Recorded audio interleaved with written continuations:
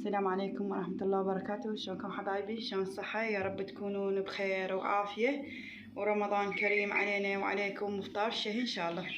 هنا عندنا حنسوي التمرية. هنا عندنا سمسم، الورد المحمدي، الجوز والكاكاو، وعندنا البسكت ومبروش جوز الهند، وعندنا الفستق الحلبي والشعرية الباكستانية محمصتها بدون دهن وبدون أي شيء.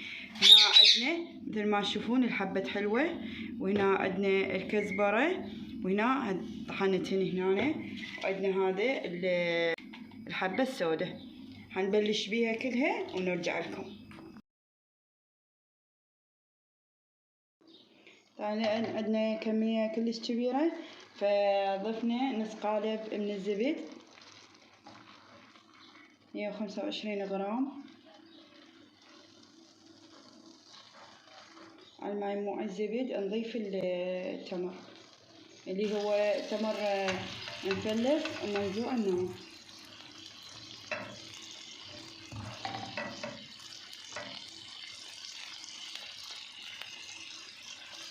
خليه شوية هسه كله يصير طري، لأن الجو بارد فصاير هيك شوية قوي.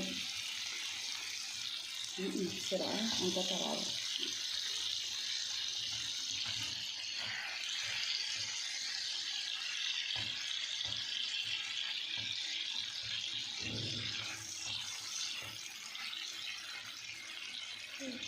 نضيف خاشوقة وحدة من الكزبرة الحبة حلوة مثل ما قلت لكم.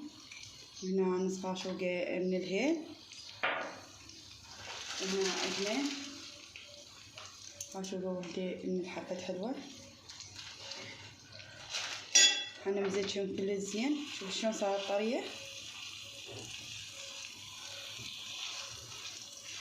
نمزجهم ونطفي النار عليه. ما شفتوا حبايبي هذا التمر شلون صار كلش طري؟ حنبدي نكوره ونزينه باقي المكونات. ناخذ كمية هالقد.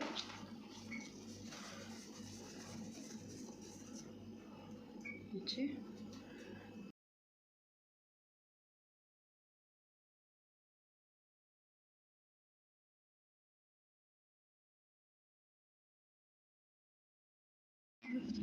ما تشوفون حبايبي؟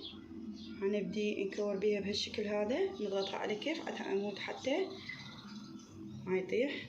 لو يمي انتم تشتمون الريحة كلش طيبة. حنبدي نشكلهن كل زين هيك. طبعا ريحة الزبد مطية نكهة كلش طيبة للتمر.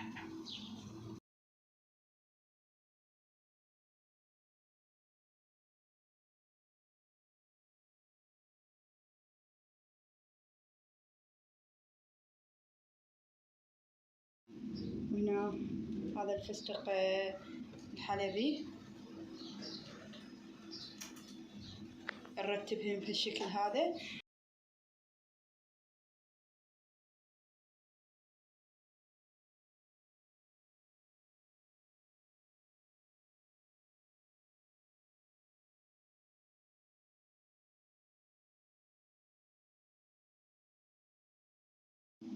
هنا بدينا الورد المحمدي.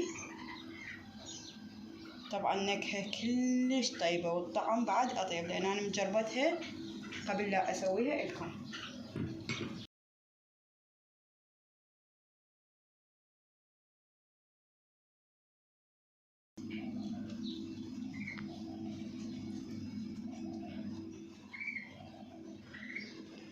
جربوها كلش طيبة تفوتكم. كاكاو المر بدينا بيه.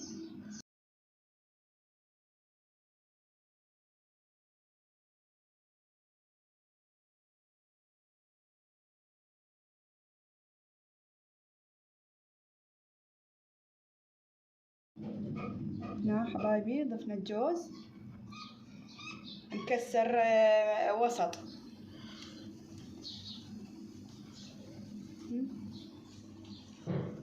وبقى عندنا البسكت.